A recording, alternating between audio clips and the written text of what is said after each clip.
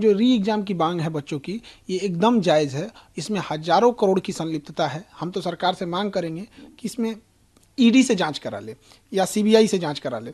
हमारी हाथ जोड़ के विनती है दीपक सर से कि थोड़ा आप बच्चों के लिए कर दे, कृपा करें एकदम यहाँ से, क्योंकि आप अगर वो चाहेंगे तो जरूर इस चीज़ों को होगा। सरकार तक वो सबसे जल्दी बात पहुंचा सकते हैं। अगर सरकार कहती है कि हम री एग्जाम नहीं लेंगे, तो हम पूरे बिहार में यही कहेंगे ना कि हमने अपनी झोली फैला के बच्चों के भविष्य का भीख मांगे और सरकार ने उसमें थूक दिया। अभी बच्चों की परीक्षा है, 6 महीना बाद सरकार की परीक्षा होगी, तो इन बच्चों की नाराजगी लेके सरकार कहाँ जाएगी? बच्चों की मेहनत रंग ला रही है और हम लोग जीत रहे हैं और बहुत जल्दी पॉजिटिव आएगा और री एग्जाम होगा। ये आईएएस आईपीएस की लड़ाई में ना हमारे बच्चे पीस जा रहे हैं। अरे भैया, आप अपना ईगो, अपना ये सारी चीजें साइड रखिए, एक सप्लीमेंट्री रिजल्ट दे दीजिए। भीख थोड़ी मांग रहे हैं। पीएम मोदी जी से भी विनती है कि थोड़ा बिहार को भी देखिए, वहां से धुंधला दिखता होगा। देखिए, हाई कोर्ट में भी सुनवाई चल रही है और कई सारे पीआईएल हैं, हमारे टीम से भी पीआईएल है। और उसमें जो लिस्टिंग वाली चीज़ है, अभी देखिए 34 नंबर पे है, टैकल होता है कि नहीं, कई बार डेट पे डेट आ जाते हैं, तो वो न्यायिक प्रक्रिया है, उस पर हम लोग नहीं कुछ कह सकते हैं। लेकिन जो री एग्ज़ाम की मांग है बच्चों की, ये एकदम जायज़ है। इसमें हजारों करोड़ की संलिप्तता है। हम तो सरकार से मांग करेंगे कि इसमें ईडी से जांच करा ले या सीबीआई से जांच करा ले, क्योंकि जो बच्चों का कहना है वो दुख दर्द वही समझ रहे हैं हर एक सेंटर पे जाके। आप तो एक बड़े लेवल की जब तक जांच नहीं होगी तो ये सिलसिला चलते रहेगा। तो इसलिए इसमें कहीं से भी बच्चों का मांग गलत नहीं है। लेकिन अगर आयोग अगर आंख बंद कर लेगी, सरकार भी अगर आंख बंद कर लेगी, तो बच्चे कहाँ जाएंगे? लेकिन लगातार बात तो ये सामने आती है ना कि बच्चों को पीछे से फंडिंग होती है। फंडिंग जो लोग कुछ लोग करते हैं या शिक्षक या कहीं से फंडिंग बाहर से भी आती है, तो तभी स्टूडेंट लोग हैं वो आगे भी होते हैं। तो सरकार के पास इस फंडिंग को जांच करने के लिए ईओयू है। वो सेंट्रल की हेल्प लेके ईडी से जांच करा ले, सीबीआई से जांच करा ले। ये तो बात हो गया पल्ला झाड़ने का। फंडिंग हो रही है तो जो कर रहा है उसको वो समझे यहाँ पर। लेकिन जो बच्चों के लिए, जो 4.5 लाख बच्चे हैं जिनके साथ ये अन्याय हुआ है, कम से कम उनको तो न्याय दिला दे। क्या लगता है कि जो री एग्जाम की मांग है उसको लेकर तो फिर बाधा बीच में फिर बन कौन रहा है?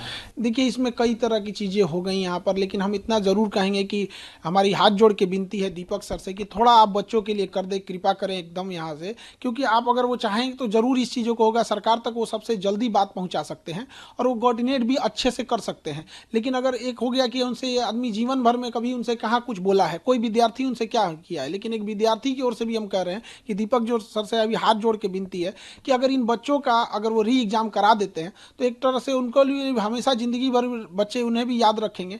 और ये जो मनोबल बढ़ा हुआ है शिक्षा के क्षेत्र में, इस शिक्षा माफियों का जो पेपर लीक करा देना, इनके लिए भी एक गिरोह का, एक नक्सल का एक पूरा जो नेक्सस है, इसको भी तोड़ना बहुत ज़रूरी है। तो हम विनती यही करेंगे, क्योंकि अगर ये लंबा जाएगा प्रोटेस्ट तो ये सरकार के लिए भी ठीक नहीं है, क्योंकि एक पूरा 2025 का ये मामला ही रहेगा। तो हमको ये नहीं समझ में आ रहा है कि जो सलाह दे रहे हैं सरकार को, उनमें क्या एक बच्चों के आगे झुक जाने में क्या जाता है कि हाँ भाई, गलती हुई थी आयोग की और हमने इसे सुधार दिया, आपके हित में हमने री एग्जाम करा दिया। ये जो बच्चों की थोड़ी सी नाराजगी है, थोड़ा सा गुस्सा है, उन्हीं से होता है जहां से हमें उम्मीद रहती है। आज भी बच्चे सरकार की ओर ही उम्मीद लगा के देख रहे हैं। अगर इनका री एग्जाम करा देते हैं तो ये सरकार के हित में भी होगा, अन्यथा ये बच्चे अपना गुस्सा कहां उतारेंगे अगर इनको नहीं माना जाएगा तो।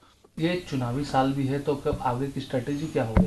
देखिए, अब ये तो बच्चे इतनी बड़ी संख्या में जो इनके साथ अन्याय हुआ है, अब ये बच्चे लाखों की संख्या में धरना देने जा रहे हैं। अब इन बच्चों का कोई राजनीतिक लाभ उठाएगा तो इसमें क्या बच्चे क्या करेंगे? किसी को थोड़े भगाएंगे सब यहाँ तो। लेकिन अब राजनीतिक लोगों से भी या बच्चों से भी कहते हैं कि ये आंदोलन शुद्ध रूप से बच्चों का था। विद्यार्थियों लोगों से भी कहते हैं कि शुद्ध रूप से ये विद्यार्थी का ही आंदोलन होना चाहिए, तभी जाके हम लोग की सफलता मिलेगी।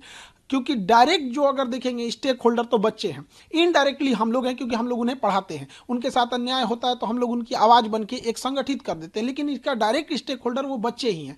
लेकिन अगर आंदोलन लंबा खींचते जाएगा तो सरकार आंख बंद करके रखेगी तो बच्चे कहाँ जाएंगे? वो कोई प्रदर्शन करने का ट्रेनिंग लेके नहीं आए, उनकी दिल की तकलीफ है जो वहाँ पे इतने देर से रुके हुए हैं। लेकिन बीच में तो कुछ पॉलिटिशियंस है वो भी तो इन्वॉल्व हो जाते हैं। अब वो चीज़ें साइड हो गई हैं। अब सरकार को इस पे संज्ञान ले लेना चाहिए और बच्चों का री एग्जाम करा देना चाहिए। अन्यथा हम लोग का तो एक ही मांगे, हम लोग री एग्जाम लेके रहेंगे। और अगर हम री एग्जाम नहीं लेते हैं तो हम बच्चों, अगर सरकार कहती है कि हम री एग्जाम नहीं लेंगे, तो हम पूरे बिहार में यही कहेंगे ना कि हमने अपनी झोली फैला के बच्चों के भविष्य का भीख मांगे और सरकार ने उसमें थूक दिया।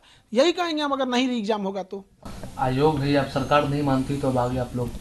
अब बच्चे इसको अब जहाँ जहाँ प्रोटेस्ट करना होगा, अब फिर क्योंकि अभी बच्चों की परीक्षा है, 6 महीना बाद सरकार की परीक्षा होगी, तो इन बच्चों की नाराजगी लेके सरकार कहाँ जाएगी? इसलिए इनका री एग्जाम करा देना चाहिए। आपको लगता है कि चुनावी वर्ष है अगर लगता, हमें पूर्ण विश्वास है कि अब री एग्जाम होगा, और ये हम बच्चों के लिए भी कहते हैं कि अब बहुत जल्दी हम जो बच्चे हैं इनका मेहनत बर्बाद नहीं जाएगा, इनकी मेहनत रंग ला रही है, ये अपने मुकाम तक पहुंच चुके हैं और बहुत जल्दी सरकार पॉजिटिव डिसीजन, हमको जहां तक लगता है कि बच्चों का व्यर्थ जाने नहीं देगा। बीच में थोड़ा सा गड़बड़ हो गया था ये सब। अब देखिए किसी बच्चे किसी पॉलिटिक्स को नहीं लेके आते, वो तो पढ़ने वाले बच्चे हैं, उनके पास इतना भी पैसा नहीं रहता कि गर्दनी बाग जाके प्रोटेस्ट कर सके। कितना 200-300 रुपया उनके पास एक्स्ट्रा रहता है, वो भी बीमार पड़ गए तो वो भी खत्म हो जाता है। तो बच्चों की मेहनत रंग ला रही है और हम लोग जीत रहे हैं और बहुत जल्दी पॉजिटिव आएगा और री एग्जाम होगा। नाले से भी उम्मीद है करीब? न्यायालय से पूर्ण भरोसा है कि न्यायालय कभी भी अन्याय नहीं करेगी और हम लोग के पक्ष में ही फैसला आएगा। अच्छा, ये टीआरई को लेकर है जो डोमिसाइल नीति है या फिर सप्लीमेंट्री, उसको लेकर आप? देखिए बीपीएससी टीआरई ने मजाक बना के रख दिया है। पहला कि एक जो डोमिसाइल है, तो बीपीएससी को क्लियर करना चाहिए कि वो बीपीएससी अपने प्रेस कॉन्फ्रेंस करती है कि ये जो प्रोटेस्ट किए थे उन बच्चों का इतना नंबर है, इतना रहने वाले हैं। जब आप इतना बता पाते हैं तो आप डोमिसाइल में भी बताइए ना कि कितने % ऐसे बच्चे हैं जो out of the state select हुए हैं। इसमें एक बाहर जो परसेप्शन बन रहा है उसको आप क्लियर करिए कितना % है। वो एक बार करते हैं हॉरिजेंटल वर्टिकल आरक्षण लागू करेंगे, ये जो सचिव जी हैं ये पूरा उन्हीं का दिमाग है। ये एक बार आप सचिव जी का भी इंटरव्यू लीजिएगा, सत्य प्रकाश जी का, वो आपको बताएंगे कि क्यों वो जबरदस्ती बिना मतलब का एक जगह का हक दूसरे जगह मार रहे हैं। है प्रतिभा है, उसका कुछ कोटा है, वो सारे राज्य देते हैं, वैसे सबको करना चाहिए जैसे सारे राज्य करते हैं, वैसे हम लोग को भी करना चाहिए। दूसरा, बच्चों का तकलीफ कौन समझेगा? बीपीएससी टीआरई वालों का। उनका सप्लीमेंट्री रिजल्ट बीपीएससी रेडी है जाने के लिए, पता नहीं क्यों शिक्षा मंत्री किसके दबाव में आकर ये नहीं दे रहे हैं। अब शिक्षा मंत्री और एसीएस ये दोनों लगे, एसीएस हमारे आईएएस में टॉप हैं और हमारे शिक्षा मंत्री आईपीएस में टॉप है। ये आईएएस आईपीएस की लड़ाई में ना हमारे बच्चे पीस जा रहे हैं। अरे भैया, आप अपना ईगो, अपना ये सारी चीजें साइड रखिए, एक सप्लीमेंट्री रिजल्ट दे दीजिए। भीख थोड़ी मांग रहे हैं। एक बच्चे का सपोज कीजिए कि अगर उसका 6 to 8 में हुआ है, किसी का 9 to 10 में हुआ है या 11th में हुआ है, तो 2 जगह अगर उसका रिजल्ट हो गया है तो किसी एक जगह ही ज्वाइनिंग करेगा, एक को छोड़ेगा, तो सीटवा जो पीछे है उसको सप्लीमेंट्री देने में क्या जाता है? ऐसी ऐसी लड़कियां हैं जिनके माँ बाप इस बार उसकी शादी ब्याह करा देंगे, उनका हमेशा के लिए सपना चकनाचूर हो जाएगा और उन लड़कियों को जीना बड़ा मुश्किल हो जाएगा, क्योंकि उन्होंने पढ़ाई को देख लिया, वो स्टैंडर्ड ऑफ माइंड देख लिया है। तब उसको आप जंगल में से शेर को ले आकर फिर सर्कस में रखेंगे तो टेंशन से मर जाएगा बेचारा। तो उसका एक इन्वायरमेंट है, उसने जिंदगी को जीना सीखा है। तो ये सप्लीमेंट्री रिजल्ट दे देने में पता नहीं कि सरकार को क्या जाता है।